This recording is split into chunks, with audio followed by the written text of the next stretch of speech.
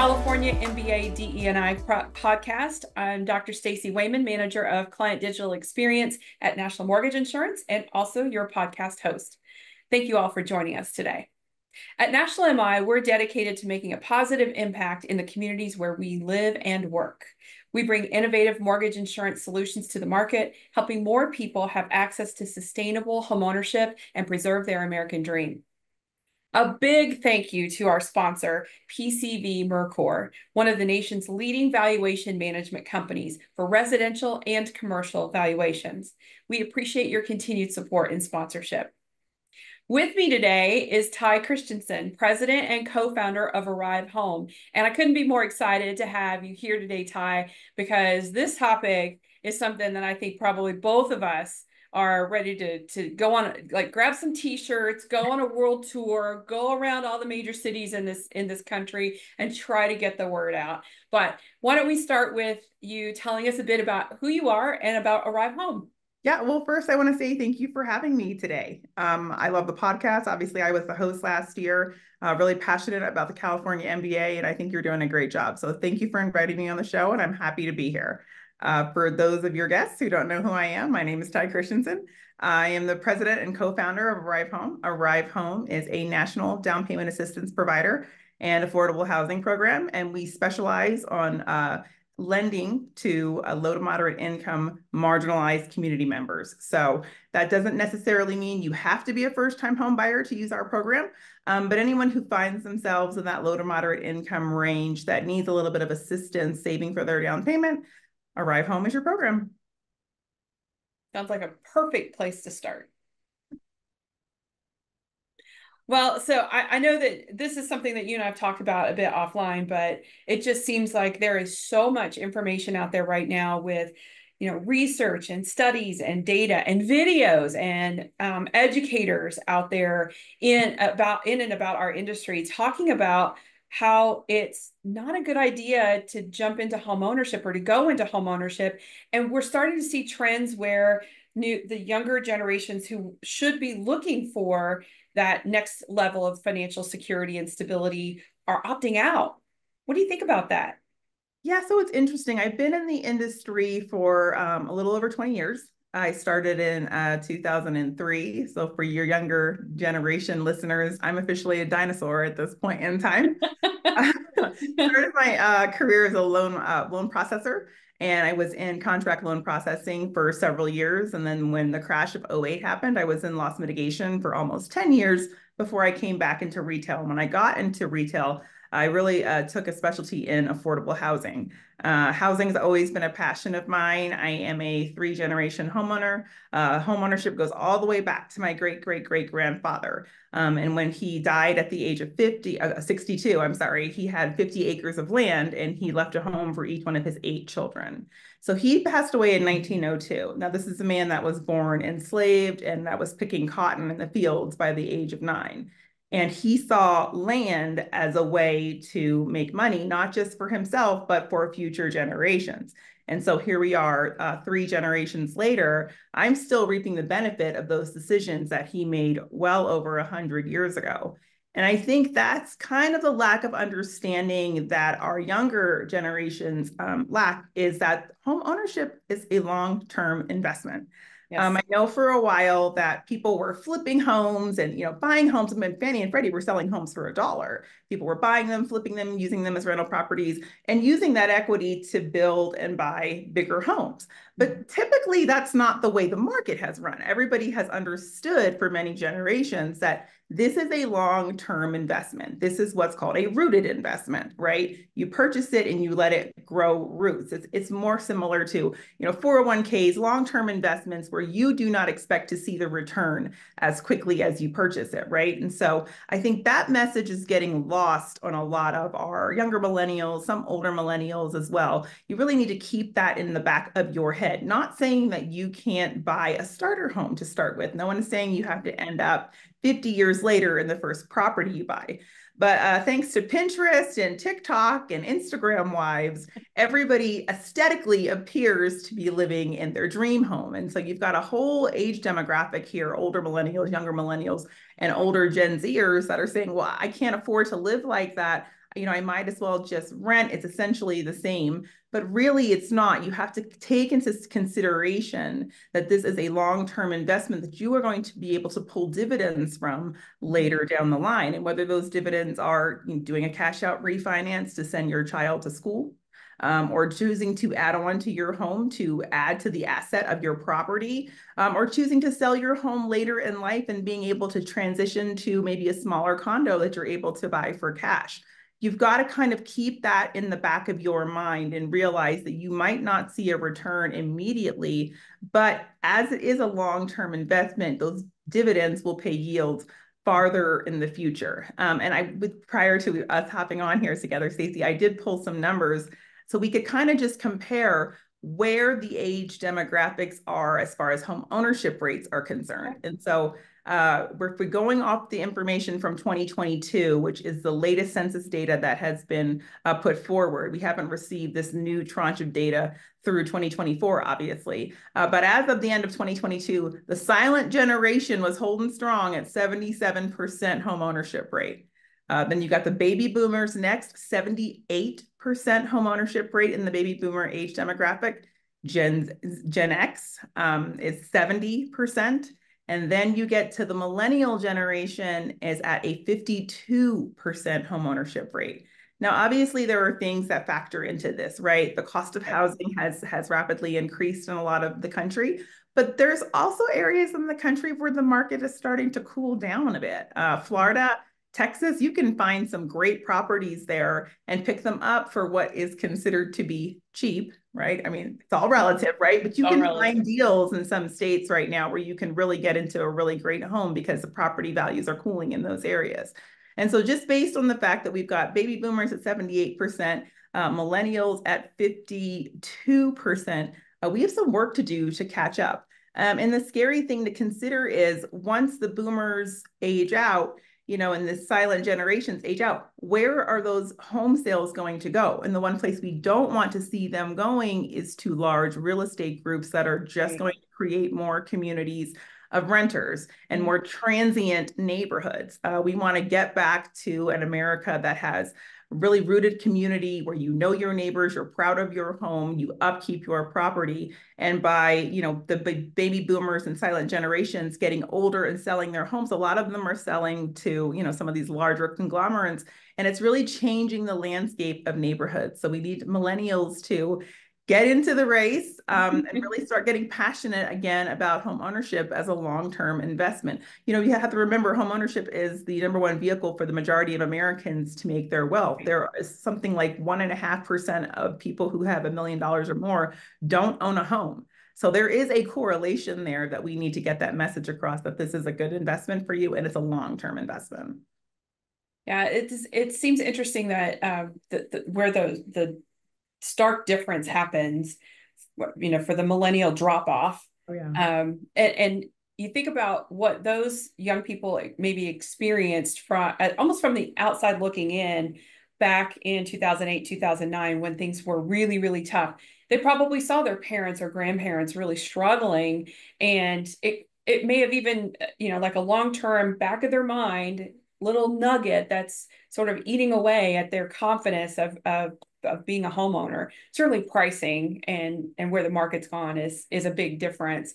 But organizations like Arrive Home can really help make that dream a reality with the down payment assistance. I mean, it's not that those days of believing that you had to have 20% down in order to become a homeowner, strictly because of where the pricing levels, the markets are, you really it's almost impossible to save that up.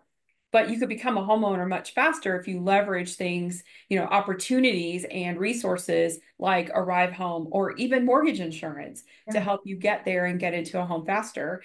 I'm a beneficiary of mortgage insurance. When I bought my first home on my own, I didn't have 20% down. So I leveraged mortgage insurance. That became an investment vehicle. So that townhouse allowed for me to move into build a house and use the equity that was there as part of that feeder for building that house and moving up in that availability and starting to build that generational wealth. But I think that it seems like we've missed some opportunities with how we've marketed to the opportunity to become a homeowner and who we've marketed to, but specifically, what we've missed in the last few decades. Yeah, 100%. You brought up a few really, really great points there. Let's just go back to what you said about the Great Recession. That is your core millennial demographic are these young adults and late teenage stages were living in these homes during the Great Recession. And a lot of people, specifically in marginalized communities, our Black and Brown communities, we experienced a substantial amount of asset loss during the Great Recession. We lost more home ownership than any other racial demographic. And so when you talk about now how we're trying to increase home ownership, well, it's a twofold problem. So the majority of people that own a home right now, 70% of them have a mortgage rate under 4%, right? Which means they're not interested. They're not going anywhere. Or refinancing, right? So what does that mean? We need to get a new market of homeowners into homes. Who is the new market of homeowners that now all these lenders are trying to market to? It's your marginalized communities. Yes. It's your low to moderate income individuals, because your standard W-2 wage earner that makes $200,000 a year is not interested in talking to you because he has a rate of 3.5% or she has a rate of 2.5%, right? And so now you want to market to low to moderate marginalized communities that watched their grandparents and their parents be kicked out of home ownership due to foreclosure. And so that's why we at Arrive really focus on home ownership education. And a lot of people, when they hear the term homeowner education, they almost feel like it's a slap in the face. Like, I know I should buy a home, or I know what rates are. I know this and I know that. That's not what we mean when we say home ownership education. Fact number one of home ownership education is making communities feel like they can trust you again. And a lot of our lending institutions lost the faith of a lot of marginalized communities because they've experienced so much financial trauma over the last 10, 15 years. And so it's incumbent upon the mortgage industry to explain the lending process to people, make them feel comfortable with the decisions that they're making, and also educate them about rates, about when it's a good time to refinance. What is an adjustable rate? Does this work for you? Do you know what a balloon payment is? And does your loan have a balloon payment? Are you open to maybe taking a second mortgage? Do you understand the terms of the second mortgage? Lots of educational resources around the home ownership process. Because again, if you're from a marginalized community, if you're low to moderate income, chances are no one has sat down and explained what APR is to you, right? We as a community need to be extending these services to our consumers and making them feel like they can trust us again. So at Arrive, that's our number one focus, is on providing education. Number two, to your point about the 20% down payment, I can't believe this old adage is still out there. I know, right? Absolutely insane. There are so many zero down programs. At Arrive, we use FHA originating lenders. So you only need a 3.5% down, and we would provide that to you in the form of a down payment assistance loan. Or we have totally forgivable down payment assistance loans that have no interest and no payments associated with them. There are 2,200 down payment assistance and closing cost assistance programs in the country. So chances are there's going to be multiple options at your disposal, and there's multiple national down payment assistance providers, which Arrive is as well. So you can use our program in any state but New York State. But again, it's really pushing that educational message, letting people know these resources are available to them, letting people know that you can do a 3.5% down, 5% down, sometimes zero down if you're a veteran or you live in a USDA agricultural area, which a lot of the country is technically in USDA zones. You can get a zero down loan. So just really increasing the message and having our voices be as loud on social media, championing the benefits of home ownership and drowning out the naysayers.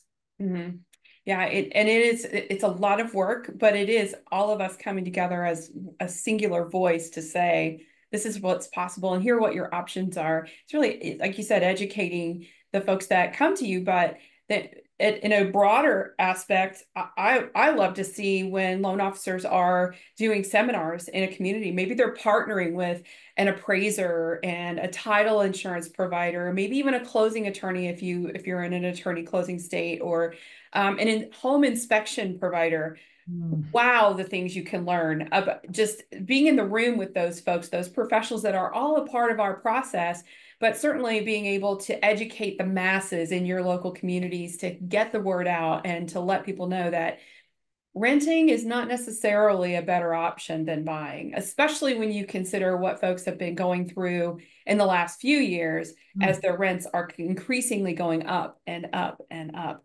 And that idea of, well, at least I know I've got a set amount, my $750 rent is what it's going to be for. No, that's not the case. So you have that in addition to, I remember partnering when I was lending, I remember partnering with a financial provider for one of the educational seminars that we used to do. And his whole point was, if you have an emergency or you need something, it's better for you to borrow in the equity of your home than it is to take the money out of the market, because the way that money has performed is going to take you a very long time, if you can ever recoup that back. But doing the loan gives you some availability. So to your point earlier of building wealth, building your portfolio, your financial portfolio as an individual and as a family, it really depends on going after this dream, I think. 100%. And I would also say, I heard many years ago that whether you're making a rent payment or a mortgage payment, you're padding someone else's bottom line. So if I'm making this rent payment to you every month, all I'm doing is increasing my landlord's net worth. Yes. Or the investing company that's purchased this home, I'm increasing their portfolio. I would much rather invest in myself, in my future, and my future grandchildren, and just keep that in mind. You're going to have to pay for a housing expense anyway. And to your point, what a lot of renters are experiencing now is the increases that are substantially jumping up every single year. So if you own a home and you get a property tax notice in the mail and your property taxes have increased a ton, you can appeal that property tax notice. You can fight for your rights to bring your property tax rate down based upon square footage of your home, area you live in, a whole host of other options. If you are renting and the property taxes go up, guess what? They don't care. They're just going to pass that expense off to you, right? If their homeowners insurance premiums go up, they're not going to appeal it for you. They're just going to pass that expense off. All rental agreements are, there's some kind of contractual time that you're paying the rent for, whether it's 12 months, 26 months, 36 months. After that time period, they are able to raise your rent. If you're locked in at a 30-year fixed rate, you're locked in. This is your in. Right. And so people just need to keep that in mind as well, knowing that you are padding someone else's bottom line and you might as well pad your own. Yes, absolutely. And have control, really have more control over your finances and your monthly budget. It's amazing how different that is when you don't have to have in the back of your mind that worry that my rent's going to go up or that something's going to change. So exactly.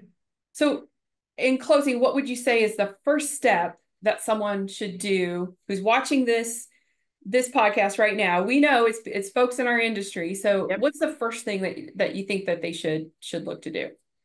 I would say this is more of a B2B podcast, right? And so I would appeal to loan officers to talk about down payment assistance programs. I think you're cutting out a large sector of the market because there's this stigma that DPA programs somehow add time to the transaction, cost more, or not as easy to work with. And that's just not true. Specifically at Arrive, we have the exact same set of underwriting guidelines, regardless of the state that you're using it in. So once you memorize our underwriting guidelines, you're done. I know a lot of other states have HFA, Housing Finance Agency programs that model a similar pattern. So once you memorize those guides, extend those opportunities to your consumers. Go into these communities, speak with the people in the ground roots way. I love that you brought up the homeownership counseling sessions that you were having and the different workshops. I used to host those as well, and we would bring in appraisers, people from title companies, explaining to community members, what is title? What's an appraisal? How much does it cost? What should I be looking for? We usually held them at local churches, but you can do it wherever is most comfortable for the area you live in, but just provide meaningful information to the folks you are trying to market to. and really empower them to make decisions that will benefit them and their family for generations. What a beautiful strategy move too, Ty, because I have LOs all the time that are saying to me, I'm trying to figure out what I need to do, where everybody's rates are just awful, but I'm Yeah. trying to figure out what to do to stand out. Be an educator. Be an Yeah. educator about the opportunities, because you're really going to reel in the opportunity with the consumers who've been left out of past opportunities with home ownership. So you can become that person who's the trusted advisor in your local community. Maybe you partner with your city or county because there are housing programs that they're working on, and maybe that even brings another opportunity for down payment assistance. But you got to start getting educated yourself so that you can educate others. I love it. And partner with real estate agents too. Yes. They are great people to partner with. They're boots on the ground. They know the community. Oftentimes they're locked in with the community. They've lived in the community for years, decades, generations sometimes. Link with them. They will know how to market to the appropriate communities that you wish to get your message across to, and do co-hosted events, right? I mean, I heard about one the other week. It's like they had a taco truck out there, and Oh, they wow. were just providing information. I know I was going to steal the idea. I'm like, I know, that's a right? great idea, actually. But just trying to disseminate the information in a way that's casual, no pressure, but Right. also verified and educational. Yeah. Yeah, I love it. There's so many creative ways you could do this. So you guys heard it from Ty. Be an educator, get educated, and be an educator. But Yes. there's a ton of opportunity out there. Ty, we can't thank you enough for being here today, sharing your insights and your experiences, and certainly the great work that you all do at Arrive Home. We really appreciate you. Well, thank you so much for having me, Susan. Keep up the great work. Or Stacy, sorry. It's okay. I answer to all the I names. just saw Susan Malonzo just emailed me, so pardon me. She was thinking about us. That must have been it. Yes. All right. Well, again, a big thank you to our sponsor, PCV Mercor, one of the nation's leading valuation management companies for residential and commercial valuations. We could not do what we do without your continued support. We thank you both all so much. And thank you all for being here today. Be on the lookout for our next episode of the California MBA DE&I podcast. We'll see y'all real soon. Take good care.